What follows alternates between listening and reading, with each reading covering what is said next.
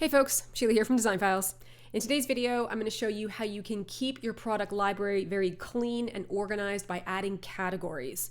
Now this is really important because as you use your Design Files account, you're probably going to load hundreds and thousands of products into your product library. So you need to be able to filter that library very quickly so you can find the appropriate items for each of your projects.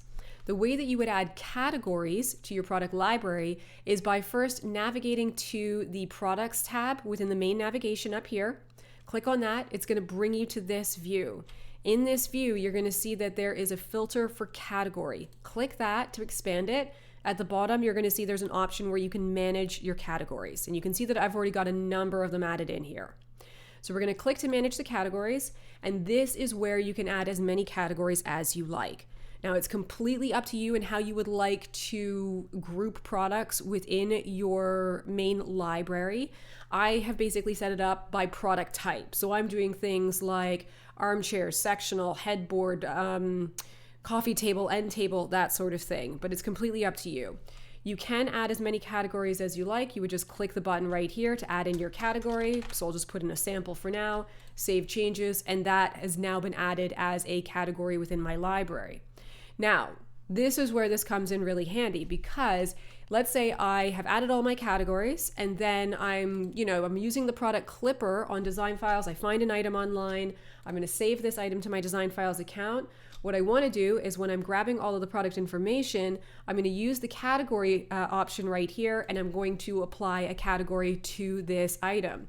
Because that way I'll be able to then just filter down my product library by armchairs and then this is going to pop up. So it makes it easier for me to just quickly find the items that I need.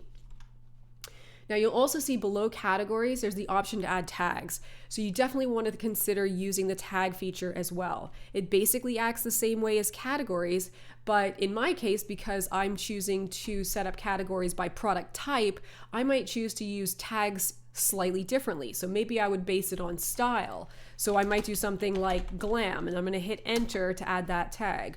Or I could do it based on color. So maybe I'm going to add blue and I would hit enter and add that tag. It could be based on the fabric type. So it could be velvet or lattice work or whatever it is. Any sort of key descriptive word that will help you filter down in your library to find this item.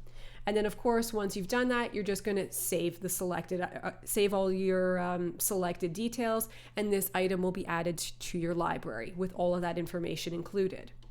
Now I'm just going to close this down here, but that's essentially how it would work. And if I'm then to the stage where I am building out my actual design board, whenever I'm in the mood board software, you're going to see here, I'm in my library, so I'm browsing through all my items here. But again, if I just wanted to narrow down to all of the armchairs, then I could click this right here, and I'm just going to say done, and it's going to show me all of the armchairs.